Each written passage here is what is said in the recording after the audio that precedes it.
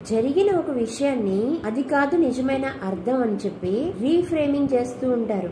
అంటే మనం చూసింది, మనం విన్నది, మనం ఎక్స్పీరియన్స్ చేసింది యాక్చువల్ నిజం అది కాదు అని కొంతమంది మనల్ని మ్యానిపులేట్ చేస్తూ ఉంటారు. ఎవరైనా రిలేషన్లో మనల్ని ఇగ్నోర్ చేస్తున్నారనుకోండి, మనం వాళ్ళని అడిగితే స్పేస్ ఇచ్చానంటారు. అంటే నీ కోసం, నువ్వు బ్రతకడం కోసం నీ కొంత స్పేస్ ఇచ్చానంటారు. అదే నన్ను కంట్రోల్ చేస్తున్నావు అని అన్నామనుకోండి, అయ్యో ఇది కంట్రోల్ కాదు, నీ మంచి కోసమే చెప్తున్నాను, ఇదంతా నీ మంచి కోసమే నేను చేస్తున్నాను అంటారు. నన్ను బాధ పెడుతున్నావు అన్నామనుకోండి, అయ్యో నేను నిన్ను బాధ పెట్టట్లేదు, నువ్వు సంతోషంగా ఉండడానికి చూస్తున్నాను. అంటే మన పాయింట్ ఆఫ్ వ్యూ అంతా కూడా వాళ్ళ మాటలతో మారిపోద్ది. అయ్యో నేనే తప్పుగా అర్థం చేసుకున్నానా, నేనే మిస్అండర్స్టాండింగ్ చేసుకున్నట్లున్నాను అనిపిస్తుంది.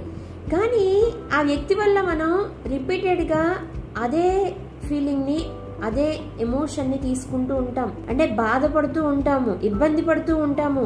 అయినా కానీ వాళ్ళు చెప్పినప్పుడు విని నమ్మేసి నిజంగా వీళ్ళ పాయింట్ ఆఫ్ వ్యూ ఇది కావాలు, నేనే తప్పుగా ఆలోచించానేమోనని గనక మనం అనుకుంటే మనం మ్యానిపులేషన్ కి గురైనట్లే. రీఫ్రేమింగ్ అంటాము దీన్ని. అంటే అసలు ఉన్న వాస్తవాన్ని మార్చి ఇంకొక ఫేమ్ లో మనకి చూపించడం. ఒక పాజిటివ్ వేలో ఉన్నదాన్ని నెగిటివ్ వేలో చూపించడం, నెగిటివ్ వేలో ఉన్నదాన్ని పాజిటివ్ వేలో చూపించడం.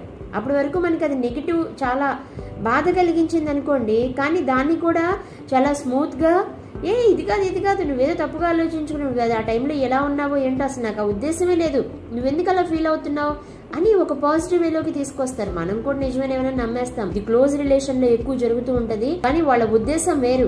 అక్కడ రీఫ్రేమ్ చేసేసి ఆ ఉన్న సిచ్యువేషన్ ని మార్చేసి చెప్తున్నారు. వీళ్ళతో కొంచెం జాగ్రత్తగా ఉండండి. మంచిని చెడుగా, చెడుని మంచిగా చిత్రీకరించగలిగే కెపాసిటీ వీళ్ళకు ఉంటుంది.